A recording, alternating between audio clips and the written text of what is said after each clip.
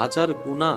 দেখার পরও যিনি রহমতের বৃষ্টি বর্ষণ করেন তিনি আমাদের রব্বুল আলামিন। হাজার গুনাহ দেখার পরও যেটা প্রকাশ হয়ে গেলে সমাজে ইজ্জতের কোনো বলাই থাকবে না, সেই গুনার কথা জানার পরও যিনি সত্তার হয়ে আমাদের গুনাহগুলাকে আবরণ দিয়ে রেখেছেন তিনি আমাদের রব্বুল আলামিন। আর আল্লাহ তাআলা বলে, মা গাররাকা বিরাব্বিকাল করিম, বান্দা আমার জমিনে তোকে থাকতে দিলাম, আমার দেওয়া রিজিক নিয়েই তুই খাবার খাচ্ছিস, আমার দেওয়া শক্তি নিয়েই চলছিস, আমার দেওয়া চোখ দিয়েই দেখছিস, তোর ডানে বামে সবকিছু তো আমি রবের দেওয়া। 10 মাইল দূরে যে আছে তোর,